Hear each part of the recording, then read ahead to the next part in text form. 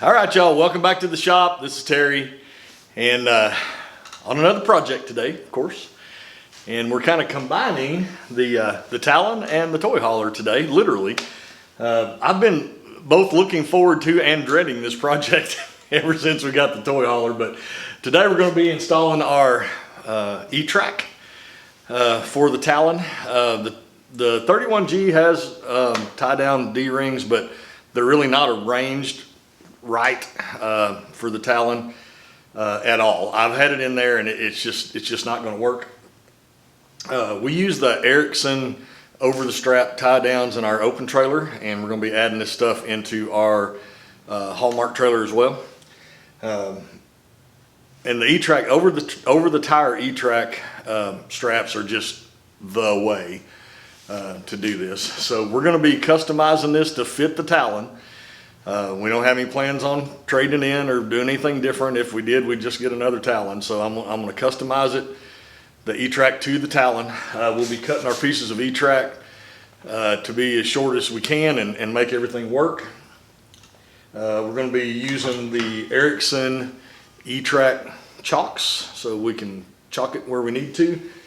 This way I can get it in the exact same right spot. We are backing the Talon in. A couple reasons there. Reason number one, just the configuration of the way the Talon is made. It is very difficult to get around the front tires and work on the front tires if it's pulled in forward. We have had it both ways and it works better backward. Plus a little bit more tongue weight.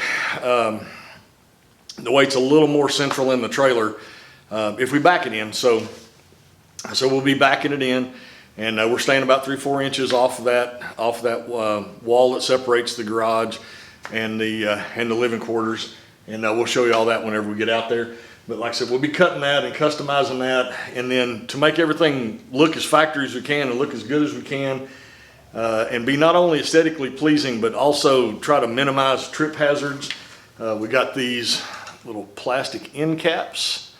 And they fit into the ends of the E-track. We'll show you how that works out there. And they're going to be held on just with some 1-inch number 10 wood screws. We'll be pre-drilling for that, of course. The E-track, this is the part that I dreaded, and I've debated it to death, and I finally decided that there's absolutely no reason to not just use a bunch of lag screws. We'll show you what we're doing when we get out there. But these are 1/4 by 1 1/4, if I can hang on to them. Just a regular wood lag screw, okay? And they're zinc. They're nothing spectacular. And we'll be pre-drilling all those holes, of course. As you might or might not know, the floor in the Momentum toy haulers is 1 inch, like strand board. That's I don't know if it's waterproof, but anyway, we're going to say that. I'm not sure that that's right, but it's like decking in your house, except it's 1 inch thick. Like I said, these are 1 1/4. Obviously, there's already coin floor, PVC coin floor on that decking, and then we're adding the depth of the E-track flanges as well. So we went with 1 1/4 here. And then I found these little caps. These are caps. See that? They come from a company called Pro-dec, and we'll be capping off all the screws to give everything just the absolute as finished look as it can be. Like I said, we're set up to pre-drill for all of our holes. Got our depth stop on there, so we're not going to drill any farther than the bottom of the floor and just be running them in with our impact.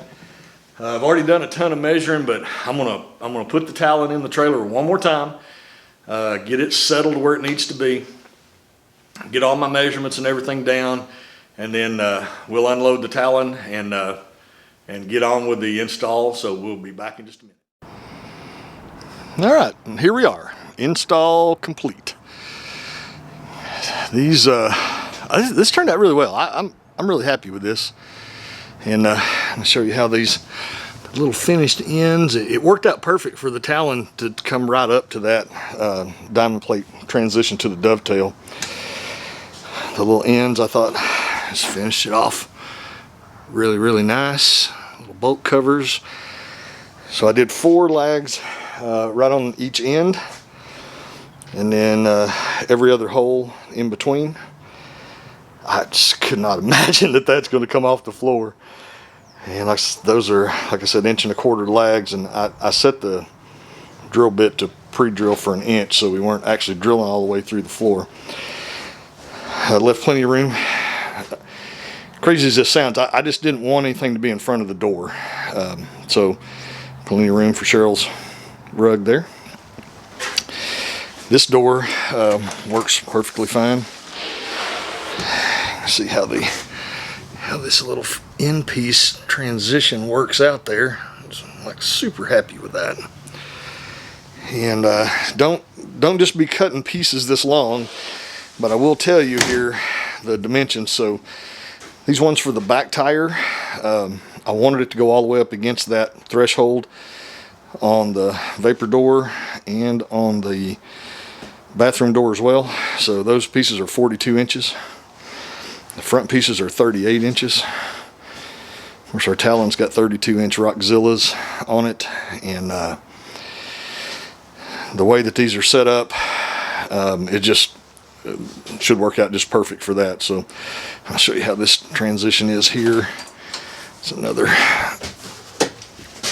See how that little end piece just butts up to the transition, and it's perfect, and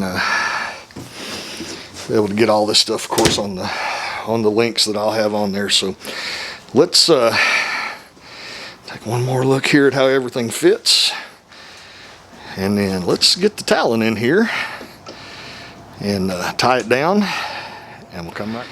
And we're back. Got everything secured. It took a couple tries to get it in there square with the world, but give me some marks going so I can see where we need to be the first time. But this is just, I mean, it's just massively secure. It's just, I mean, it just doesn't move. I can't imagine if there's any better way than this. And as you can see how that is. Probably could actually go back one more notch on the chalk.